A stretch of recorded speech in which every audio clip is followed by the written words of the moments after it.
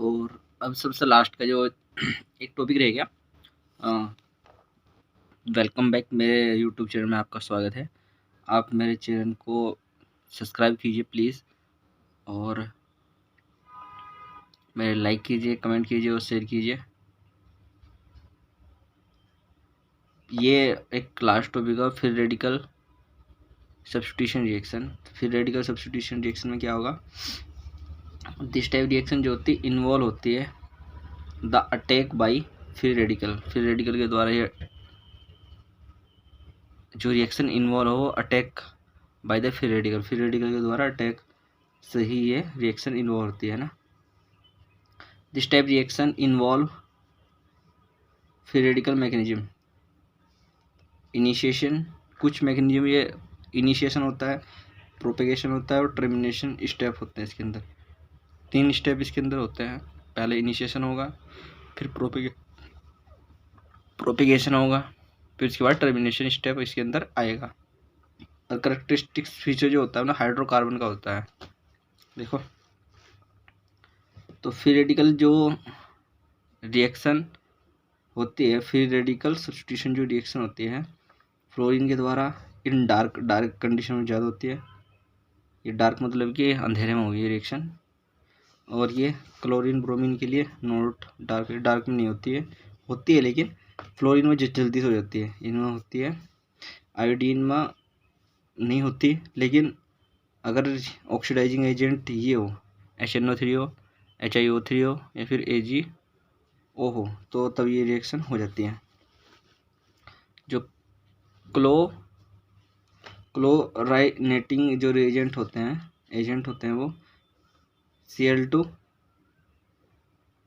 Heat tetra acetate या SO2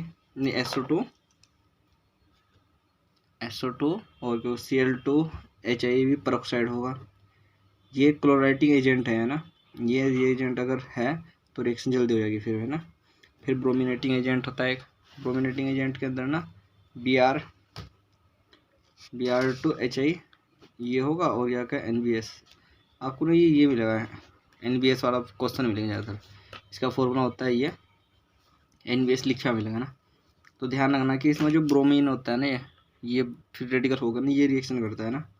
और NBS के एक ट्रिक होती है इसकी, कैसे करते हैं, सिलेक्टिवली ब्रोमिनेटिंग एजेंट होता है सब्स्टिट्यूशन अल्फा कार्बन। जो अल्फा कार्बन होगा ना उस एटम के प्रेजेंट एलाइलिक कार्बन पर, है ना। जैसे कि एलाइलिक की कंडीशन है, यहाँ पे डबल बॉन्ड दिख रहा है ना कार्बन, तो इसको हटा दो। ये एलाइलिक डबल बॉन्ड माने एलाइलिक है ना, तो उसका फर्स्ट कार्बन क्या होगा, अल्फा कार्बन।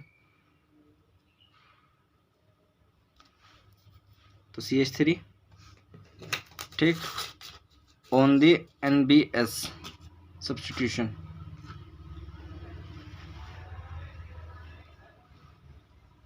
ठीक, जैसे कि ये कर मैंने बताया था, ये एलाइलिक कंडीशन है तो अल्फा का हाइड्रोजन बॉन्ड यहाँ पे भी जा सकता है Br या फिर यहाँ पे भी जा सकता है ना।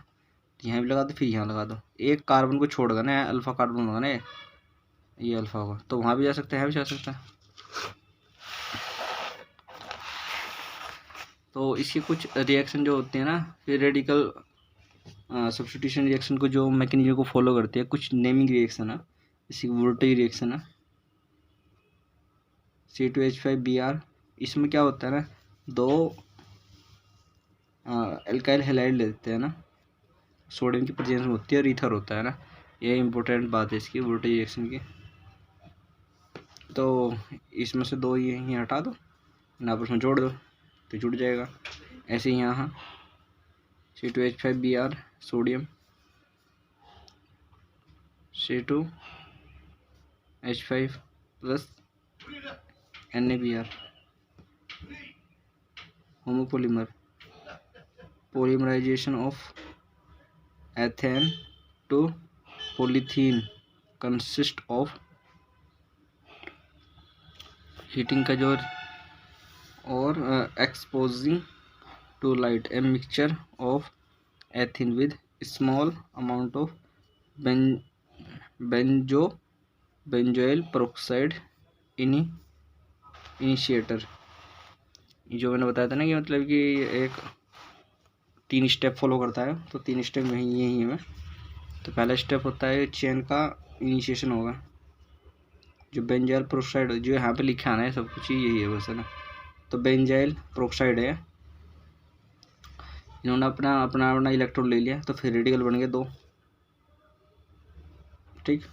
फिर इसके बाद जब एल्कीन के साथ फिर रिएक्शन करा दो इसकी, फिर रेडिकल तो था ही है, ये चेन बढ़ गई बस, है ना। फिर चेन का इनिशिएशन हो गया है ना, चेन प्रोपगेशन स्टेप आया, चेन बिगर हो जाएगी साइज में, ये तो था ही, यहाँ से आ गया। फिर एल्कीन के साथ रिएक्शन करा दो, फिर क्या होगा, ये चेन बढ़ जाएगी, क्योंकि पहले यहाँ 2 कार्बन थे, यहाँ देख, यहाँ 3 6 और 2 8 कार्बन थे, 2 ये थे, 8 और 2 10, तो यहाँ 10 कार्बन हो जाएंगे। फिर चेन टर्मिनेशन होगा, तो चेन टर्मिनेशन में क्या होगा, चेन टर्मिनेशन ये होगा कि हम ना इसी की रिएक्शन इसी के पूरे इसके साथ करा दें, तो जो फिर रेडिकल थे ना तो उन्हें ये आपस में जोड़ दो, यानी इसको उठाओ ऐसा ना घुमा कर, इसको उठाकर ना ऐसा ऐसा इस तरह जोड़ दो, तो जुड़ गया, तो टर्मिनेशन हो गया। तो यही रिएक्शन थी है फिर रेडिकल वाली, है ना। तो ये तो यहीं पे ख़त्म होता है ना, छोटा लेक्चर था बहुत।